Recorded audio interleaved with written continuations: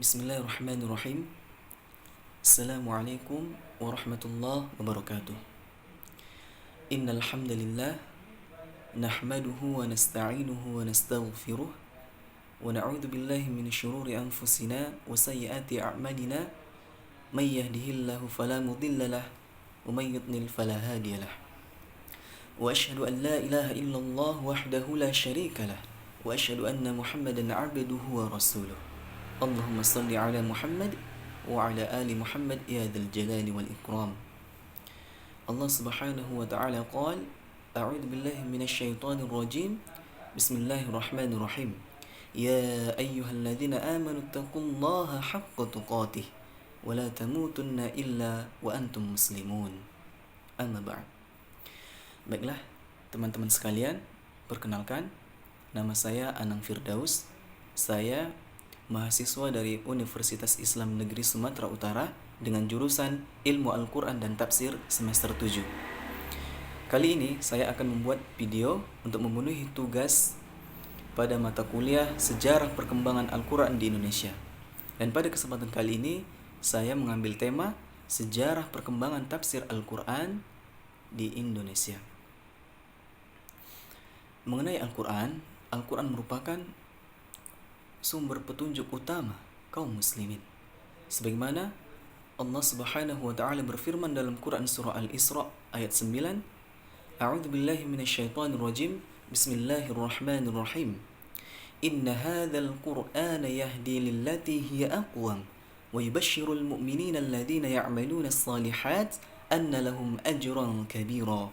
Yang artinya, sungguh Al-Quran ini memberi petunjuk ke jalan yang paling lurus dan memberi kabar gembira kepada orang mukmin yang mengerjakan kebaikan bahwa mereka akan mendapat pahala yang amat besar.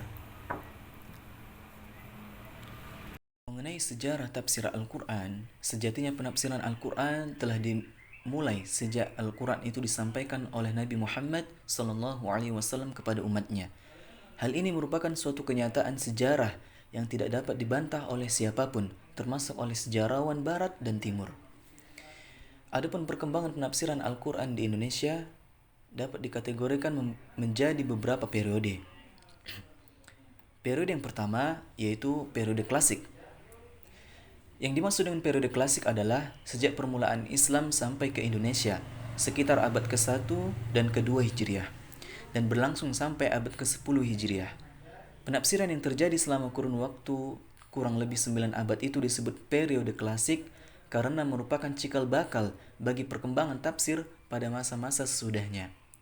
Penafsiran pada periode ini boleh dikatakan belum menampakkan bentuk tertentu yang mengacu pada al-ma'thur atau ar-ra'yu karena masih bersifat umum. Hal itu disebabkan oleh kondisi masyarakat pada masa itu, yang mana umat Islam Indonesia pada waktu itu belum merupakan suatu komunitas muslim yang sesungguhnya, sehingga periode ini dapat dikatakan sebagai periode Islamisasi bangsa Indonesia.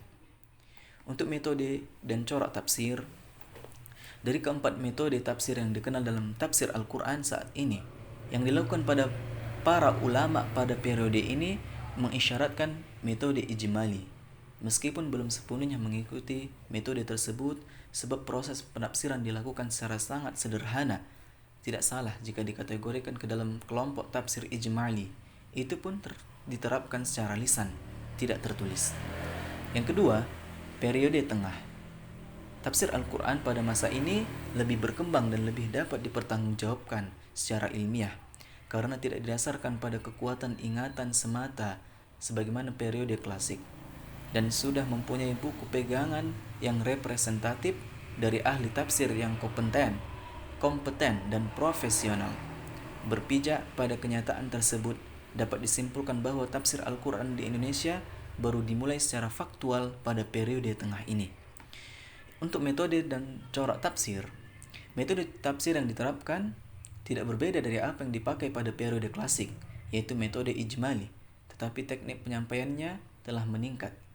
Kalau pada periode klasik sepenuhnya disampaikan secara lisan, pada periode ini teknik penyampaiannya telah dilengkapi dengan kitab.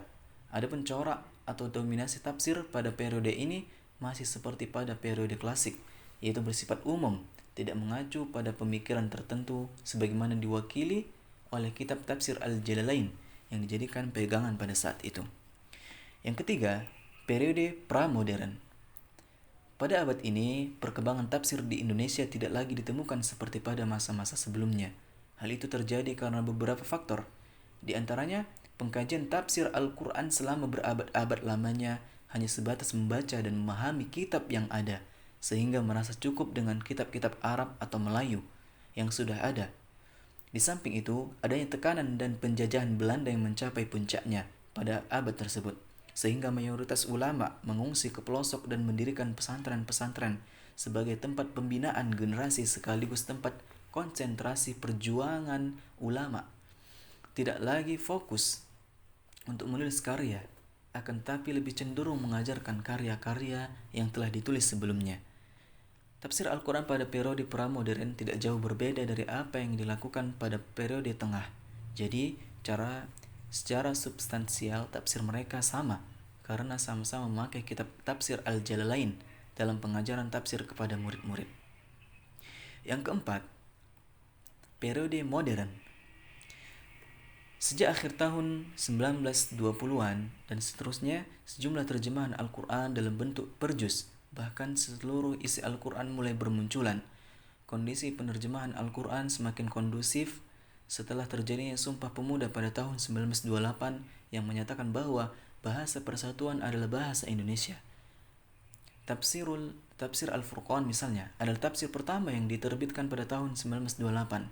Selanjutnya atas bantuan pengusaha yaitu Sa'ad Naban pada tahun 1953, barulah proses penulisannya dilanjutkan kembali hingga akhirnya tulisan tafsir Al-Furqan keseluruhan 30 juz dapat diterbitkan pada tahun 1956. Di samping tafsir Al-Quran, muncul juga berbagai ilmu yang terkait dengan Al-Quran, baik itu sejarah Al-Quran atau tafsir, ulum Al-Quran, maupun ilmu yang secara tidak langsung terkait dengan Al-Quran dan tafsirnya. Dan pada abad ini juga sudah banyak bermunculan metode-metode dan berbagai corak tafsir yang terus dikembangkan oleh para ulama-ulama Nusantara hingga sampai sekarang. Dan pada abad ini juga banyak bermunculan karya-karya seperti karya Munawwir Al-Khalil dengan judul Al-Quran dari masa ke masa, Hasbi As-Siddiqi dengan bukunya Sejarah dan Pengantar Al-Quran, dan banyak karya-karya lainnya. Baiklah teman-teman sekalian, demikianlah apa yang bisa saya sampaikan pada pembahasan kali ini mengenai sejarah perkembangan tafsir Al-Quran di Indonesia. Lebih kurangnya saya mohon maaf. Barakallahu li wa lakum fil Qur'anil azim wa nafa'ani wa iyyakum bima fihi minal ayati wadh-dhikril hakim wa taqabbala minni wa minkum tilawatahu innahu huwas samiul alim. Aqulu qawli hadha wa astaghfirullahal azim li wa lakum wa lisairil muslimina wal muslimat innahu huwal ghafurur rahim. Wassalamu alaikum warahmatullahi wabarakatuh.